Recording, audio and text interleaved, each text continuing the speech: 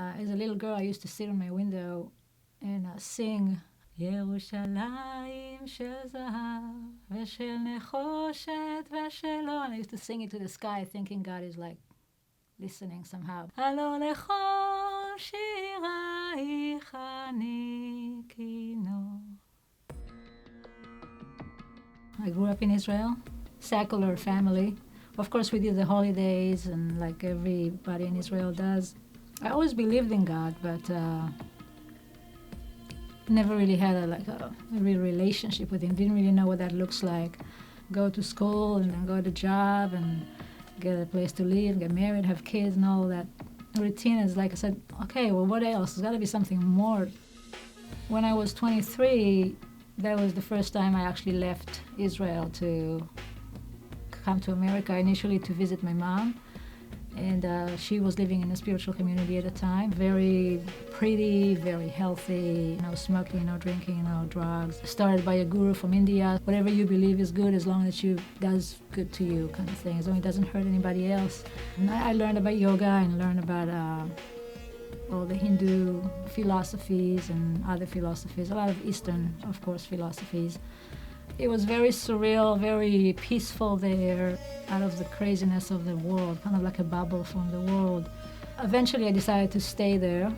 In the course of the time that I was there, I met my husband, and my husband was very much involved with the spiritual side of things in the community, and I started to feel less and less connected. I had different ideas, but didn't really have my own path. Everybody else seemed to really find their place, or, see the guru there as their, the spiritual teacher. And I mean, some people even see him as a god. I never felt that I wanted to be a part of that. I just didn't feel like this is the way, and definitely wasn't the way for me.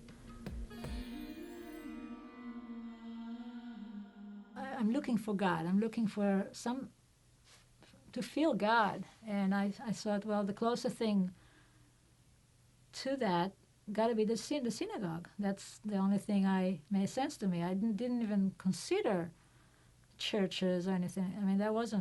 I mean, the synagogue was very ritualistic. You got to do this and that and this and that and that. And to me, it never, even growing up, it just never felt like the way to God. That got me into a kind of like an obsessed quest for the answers.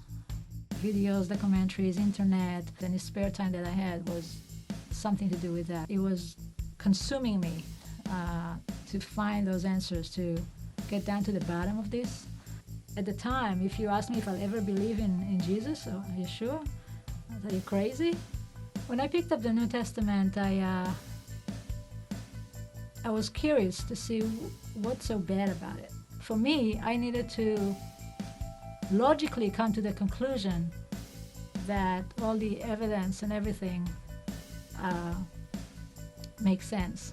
All of a sudden now I'm finding out all these things about Jesus and Christianity, and that completely different than what I thought of. It feels like a completely Jewish book. It was all in Jewish context.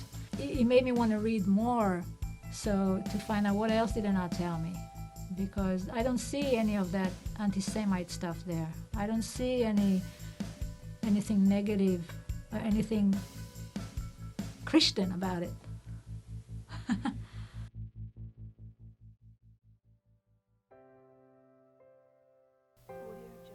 When I read the New Testament and I learned more about who Yeshua is, and and how Jewish he was, and there's nothing more Jewish that a Jewish person can do than to put his faith in the Jewish Messiah. By the time I finished the Gospel of John, I was willing to surrender to Yeshua. There was something about that book, the way it was written, and logically it all added up, but there was that one part that I was holding back on. Surrender, to me, was like almost a defeat, you know.